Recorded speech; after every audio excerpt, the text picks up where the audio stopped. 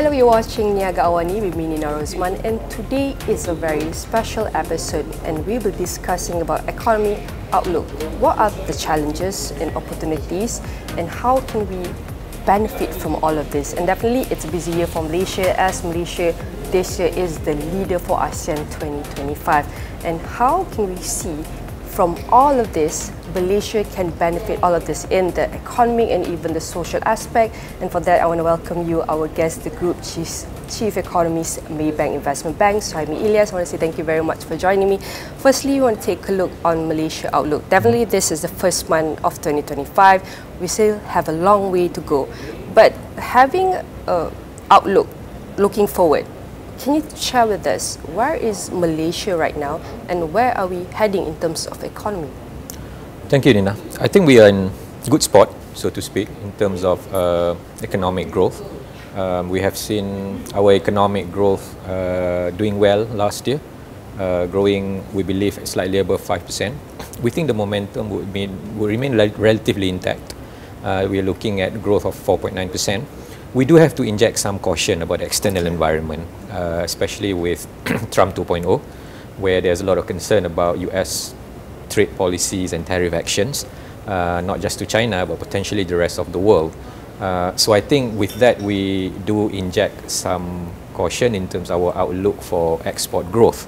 But having said that, I think the main growth narrative or story for Malaysia is really the resilience of our domestic demand. First and foremost, I think for this year, even into next year, budget 2025 actually provide a boost for consumer spending. Obviously with measures like the revisions to civil service salaries and pension, increase in minimum wage, as well as an increase in allocations for cash handouts for the lower income group. So I think that will inject a sizable amount of money or funds into the wallets of these people, and that will translate into consumer spending. So we do look at stronger consumer spending this year, up to 5.8% from 5.2% last year. But I would say the other key story for Malaysia, which actually I'm more excited about, is investment upcycle. I think with political stability, the government of the day is able to focus on long-term policy making. And after announcing all those master plan, roadmaps, blueprints, strategic initiatives, we are now in the phase where we are seeing a lot of these policies are being executed and implemented. Investors like it, and because of that, they are translating that into actionable, what you call investment in the economy. So I think domestic demand would be particularly resilient to support a sustained momentum in Malaysia's economic growth despite the external headwinds. So I would call it an environment of domestic tailwind mitigating external headwinds. And this is some of the key drivers that will accelerate the Malaysia's growth by 2025. And considering all the domestic initiative and even the external factors, how can Malaysia, looking at our position right now, can manage global and even domestic risks that can potentially impact our country?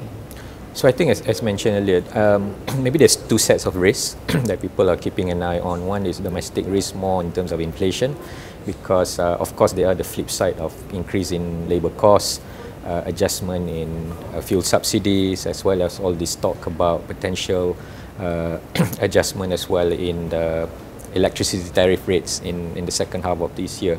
But again, as I said, budget 2025 take note of the concerns, and they are compensating that in terms of increases in income of people.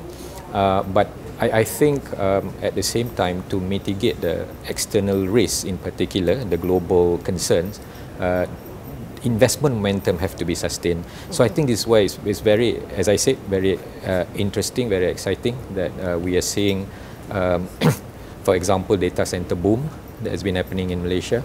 I think that reflects the fact that we do have the right policy in place, complemented by cost competitiveness, comparative advantage that attract investment in those areas. And obviously this week, the biggest development, good positive news for the year is Johor's Singapore Special Economic Zone, which I think is also going to be another catalyst to sustain the investment upcycle that we are seeing. I think, bear in mind, when it comes to investment upcycle, taking it over the long term, there are two dynamics that are also key. One is digitalization, and that helps in terms of us attracting the investment, FDIs in data centers. The other one is decarbonization, going green. And I think this is a long period of investment that we're going to see, because obviously the government have very ambitious target in terms of the share of renewable energy in our total electricity generation. So a lot of things going on in terms of investment, in my opinion. And looking at our initiative and policies in pushing and pulling in more investment, do we need more improvement on the policy so we can attract more foreign direct investment? I think the government already putting in place various policy measures. First, of course, the blueprint that provide clarity in terms of where we are heading, what we want to achieve over the medium to longer term. And this is being progressively and actively complemented by tax incentives as well as other form of fiscal incentive. So again, I think a very good example of execution and implementation is, the day after a government signed the JSSEZ agreement, MOF, Ministry of Finance, immediately come up with a tax incentive to attract investment in the flagship areas in Johor, Singapore Special Economic Zone, to attract talent in terms of knowledge workers, as well as obviously signalling that they are willing to actually listen to investors in terms of what they need, so that we can come up with a customized, tailor-made incentive. Okay, right. And for more, we want to check on how can Malaysia better leverage in digital economy to counteract not only global but also domestic challenges. I think going digital is obviously one of the key big thing that's happening in Malaysia right now. I think obviously the main catalyst or driver for that would be the government sector, the public sector. I think of late we are seeing a lot of initiative on the part of various ministries, various agencies in the government to come up with applications, and I think this is a way for us to increase the adaptation of digital process into our daily life. I would say the whole process of digitalization has actually been accelerated by the pandemic because of the need for us to do things, I suppose, online and remotely. So I think the whole process of digitalization has been accelerated because of pandemic, and we are just continue to ride on that wave or curve of acceleration in digitalization. And the government is also again providing incentives for the corporate sector to also go on board this digitalization process, particularly for the SMEs, where they're trying to basically encourage the transition, transition in some aspect of their operations to be digital, because this is a way for them to also mitigate some of the concerns about increasing costs. Yeah. And I also want to take a look on sustainable growth, as we know that Government Madani has focused on increasing our ceiling, the floor. This is to boost our economy and rakyat. Maybe you can share with us what mechanism should be in place to ensure inclusive growth across different group, different region, because we know even every individual, every household, and even every district, states have their own needs. I think when it comes to this aspect, the government is obviously focusing on various forms of targeted policies. So I guess you can see in terms of subsidies, for example, the government is not taking away subsidies in totality. We are not going into a subsidy-free economy anyway. We are just taking or adopting an approach where subsidy goes to those deserving and needing. That would basically free up fiscal space for the government to allocate the money saved from subsidy spending into other areas that you mentioned earlier, in terms of a more balanced regional or state development, in terms of being able to have the financial resources to support certain long-term policy initiative, particularly in terms of reskilling, upskilling, in terms of promoting TVET education, in terms of talent development, and for that matter, the whole broad policy approach with regards to human capital development. Because as we want to improve our economy to do more high value added, high growth activities, I think one of the key issues that has been raised is about adequacy of talent supply. So this is again where I think the government approach is again to be very focused in terms of policy and spending, to be very targeted, create the fiscal space where they can then allocate the limited financial resources of the government into the right areas. And we know that Malaysia aims not to only increase, we want to lower down the spending, but increase the revenue.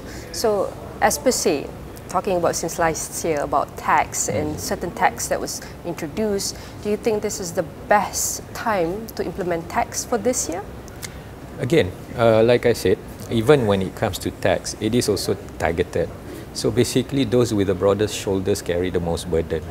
In the sense that, you know, if you look at the, and from my analysis anyway, the tax measures, the tax system, the tax reform that has been implemented over the past couple of years is, I guess, geared towards taxing more income.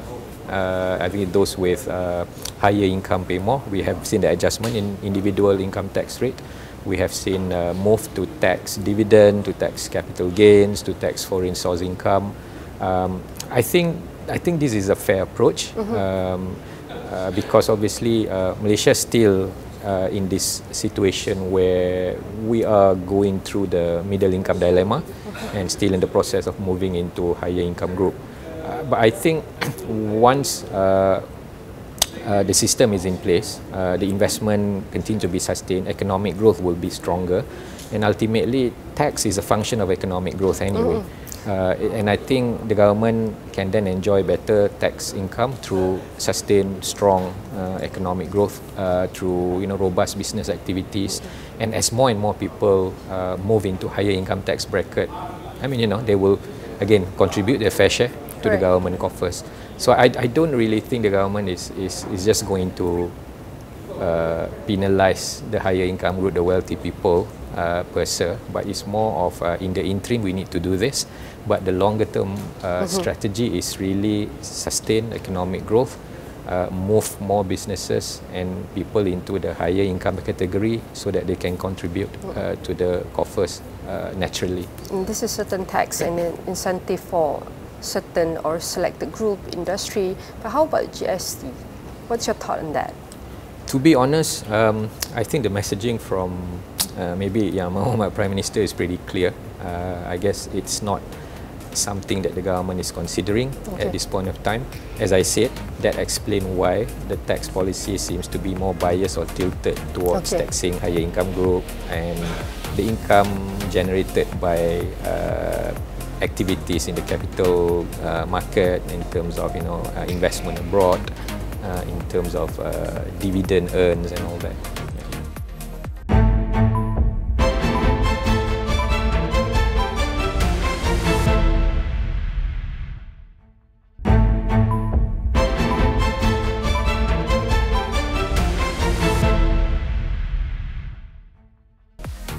Probably we want to take a look at the structure or probably a model framework for future tax. If we are implement GST probably next year, what is some of the best model framework? Should we start with a low rate first and then slowly increase, or should we start with a strong rate? What some of the best approach we can look at? Well, I suppose these are hypothetical questions. I think obviously the feeling out there is actually there's a lot of support for the reintroduction of GST, and I guess we can also see quite clearly that the idea is the tax rate should not be too high. So I guess instead of the 6% that we had previously, maybe it can start at a lower level, which I think is reasonable, because even if it's, let's say, it's 3 or 4%, the base of the economy is larger now than when GST was introduced. It is still possible that the amount of revenue that the government can generate of a 4% or 3% GST rate now would still be more than what they collect at 6% GST back then, because as I said, the economy is larger now. And the other thing I suppose is it's very important for us to not repeat the mistake that we had when we implemented GST last time, which was the rather long time it took for businesses to get back the input tax rebates. So I guess this is something that needs to be guaranteed in terms of how soon or how fast can businesses get back their input tax claim, because it affects the cash flow, and then if things are not as efficient as businesses would have liked, I think that would have an implication in terms of making GST inflationary in the end, because if the businesses cannot get their rebates, they would pass the cost to consumers. Definitely, whatever models or framework we want to implement within the tax incentive, it also depends on our economy position as well. Is it the right time or not? Is it the best approach? Definitely, that is the thing that you have to take into consideration, like you mentioned. And I want to take a look on further for cooperation within, we can say, cross-sector, cross-agency, for example. We want to take a look on economy, social. This is something that we have to do to strengthen the value, the life of our people and our economy. But at the same time, what can we do to ensure a better mechanism of collaboration between agency, between governments, between the private sector? So how can they work together and maybe lessen all the maybe bureaucracy and all of that? Maybe you can share your thoughts on that. I think this is where it's a function of the leadership. If the leadership put a lot of emphasis on the need for us to break the silos, start working together more efficiently, I think that would be key. And I think the push have to come from the leadership in the country to get the various government ministries and agencies to work better, seamlessly together. But I guess if you look at some of the strategic initiative, roadmap, master plan that that was announced earlier, it already shows you that the government ministries and agencies are already working together. I mean, it is not a blueprint, a master plan or roadmaps that are created in isolation by one ministries or one agencies. There's a lot of collaboration happening behind the ground, and I'm optimistic and feel constructive about that, because once the planning process itself involves various ministries and agencies, naturally the implementation would also have to be a case of teamwork. And this is the year of opportunity for us, especially for Malaysia as a leader of ASEAN 2025. Maybe what are some of the things of approach that we can learn from our neighboring country, the regional, probably in terms of adapting this policy and probably adapting this initiative? Maybe some of the things that we can learn from other countries that we can adapt within the local context. I think again the key word here is cooperation and collaboration. So if you look at JSSEZ, that is really about cooperation and collaboration, while at the surface of it is about Malaysia working together with Singapore. But when it comes to our side, we can see how there is a need for various parties at federal government, state government and local government having to work together efficiently to make sure that one of key aspects of making JSSEZ successful is great what I call BUX or IUX, business and investors experience. Just as you talk about business, everybody is talking about customer experience. If you talk about software applications, technologies, about user experience, I think for us it's very important to make sure that business and investors experience are great. And I think from that they would share the great experience with the counterparts, the peers about great experience that they had in terms of investing in Malaysia within the context of, let's say, JSSEZ. I think that can certainly help to help us make JSSEZ successful. Similarly, I think one key area to make ASEAN work well as a unit and become attractive as a global investment destination is being able to successfully implement these ideas or this proposal of ASEAN Power Grid, because one of the key factor that can decide whether investors are going to come is whether or not we're going to have basic infrastructure ready. So I think ASEAN Power Grid would be a great example to showcase how Malaysia being the chair of ASEAN can initiate something that is material for the development of the region as a whole. And from all of that we have discussed, what are some of the other fiscal priorities that probably we can't see but is for the best of our country? Well, I mean, as a taxpayer as myself, I would like to get the biggest bang for my tax-paying money. Okay. So I guess from the perspective what the government has done so far, we welcome it, we appreciate it.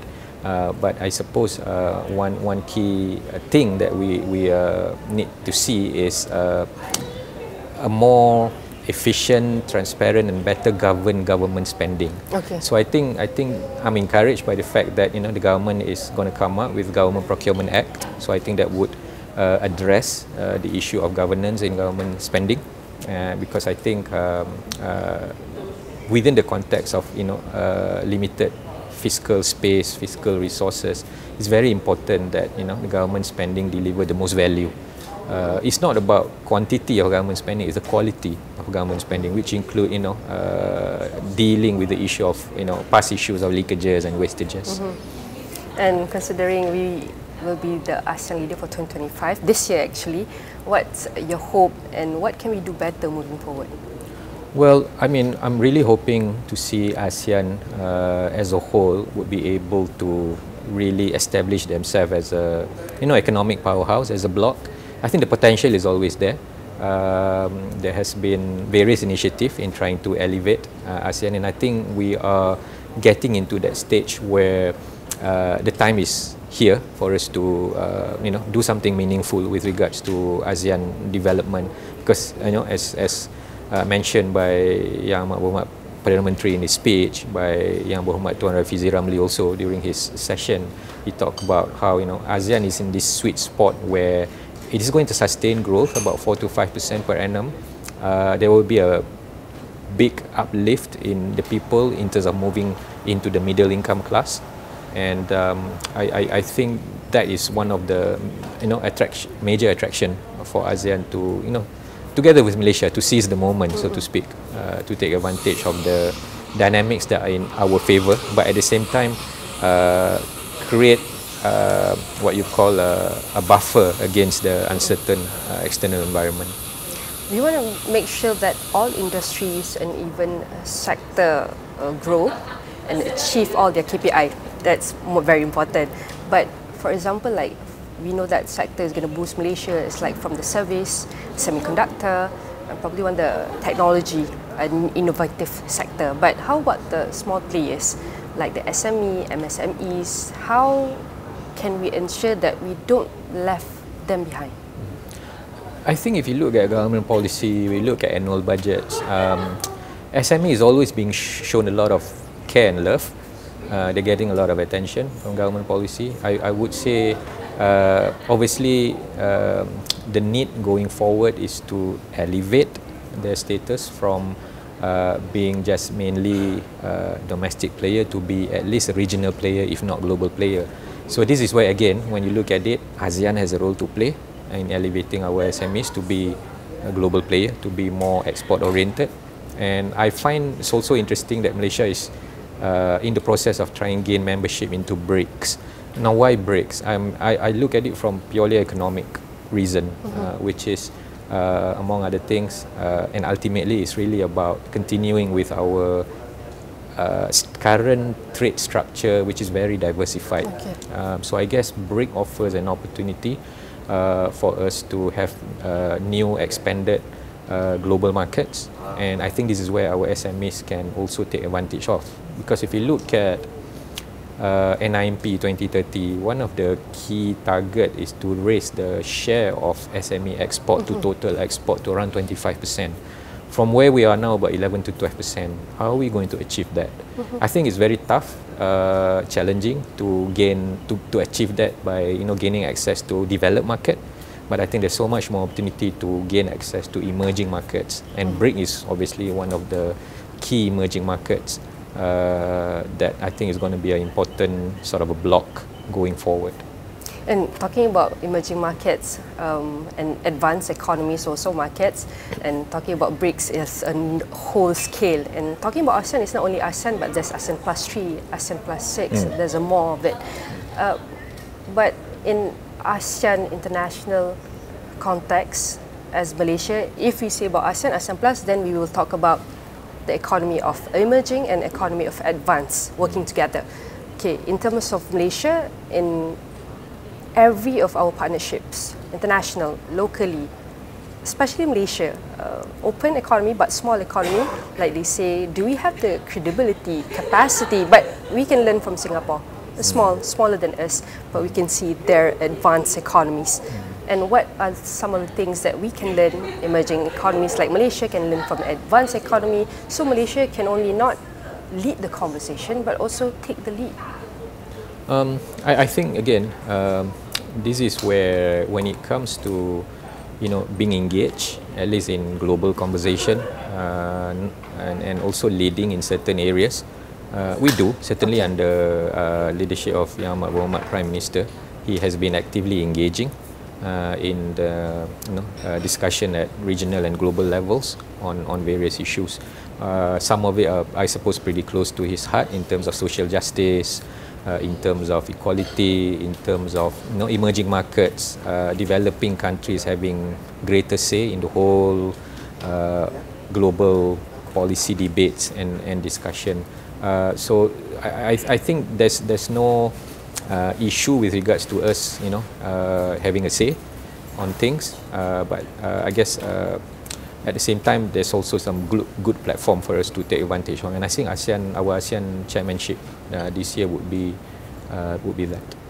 Again, I would say thank you very much. This is a very insightful sharing, and what to expect for Malaysia's economy from internal, external, from the challenges and even opportunities that we need to take a look on. Again, I would say thank you very much to Suhaimi Ilias, and definitely for all of you, if you want to catch this exclusive discussion with our guest here, Suhaimi Ilias, the Group Chief Economist, Maybank Investment, definitely we will feature in astro.awani.com and across all social media platforms.